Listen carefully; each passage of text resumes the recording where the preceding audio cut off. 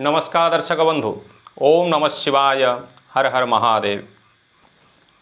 तेबे दर्शक बंधु आसंतु आमर आज कार्यक्रम को आरंभ करवा। आजर विषय वस्तु रही एक उत्तम एवं समस्तंकर नव युवक युवती मानकर प्रश्न एवं से उत्तर से निश्चित सब खोजी बुलूँ केबे प्राप्त हब तार विषयटी होउची जॉब बा चाकरी। से माने जेतेबेले युवक बा युवती पाठ पढ़ी तांकर ग्रेजुएशन सारी कर्मक्षेत्र अनुसंधान रही जॉबटे पाई चाकरीटे पाई आवेदन करुथांती से मन भितर तांकर सब बेले से गोटे प्रश्न जे केबे मते चाकरीटे प्राप्त हब कि नाही एई प्रकार संदेह तांक मन भितर सृष्टि होता है एवं केबे हब से समस्या को समाधान करने पाई जाई ज्योतिष शास्त्र रे जो सूत्र गुड़िक आपण दिया जाइछि ताहा आपण मानक सम्मुख में आज आलोचना करी।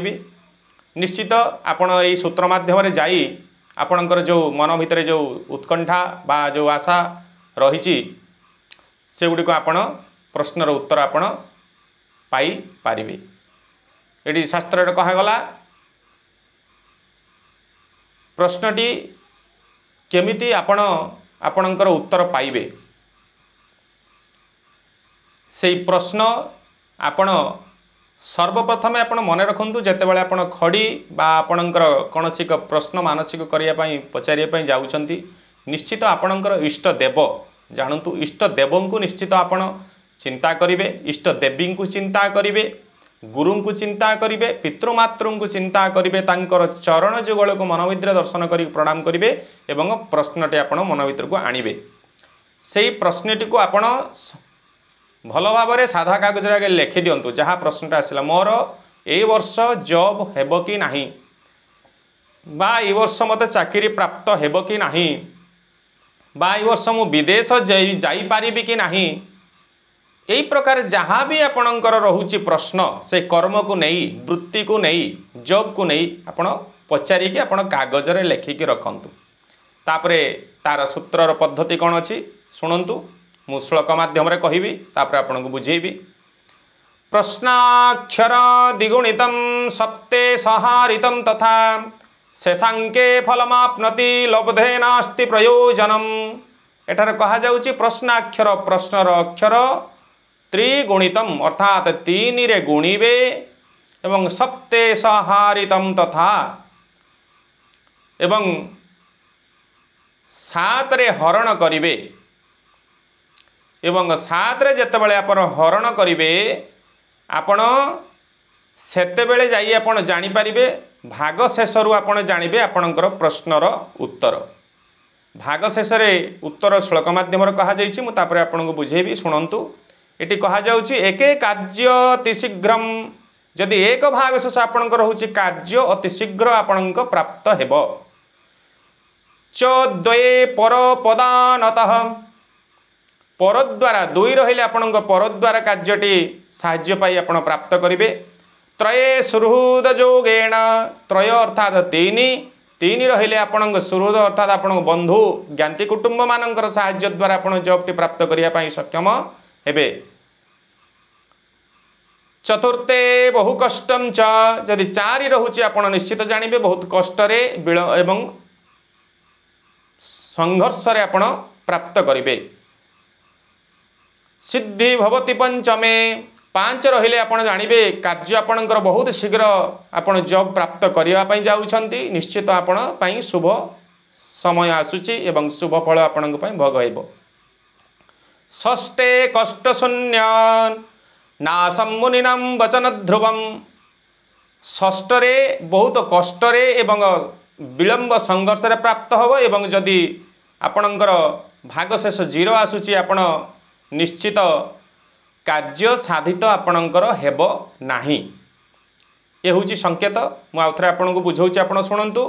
आपण सर्वप्रथमे जो पद्धति कहली इष्ट देव इष्ट देवी एवं गुरु एवं पितामाता को स्मरण करिवे आपण मन को सर्वप्रथमे जो प्रश्नटा आसीबो सेही प्रश्नटे आपण सादा कागज रे लिखि दियंतु। जहाँ भी प्रश्न हेतिबो प्रश्नर अक्षर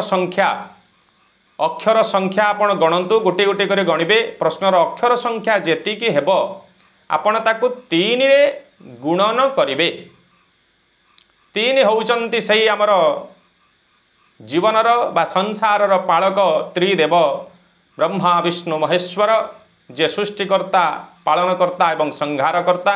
से संख्या 3 को आम नेले से अक्षरर प्रश्नर अक्षर संख्या सहित आपण 3 गुणिबे।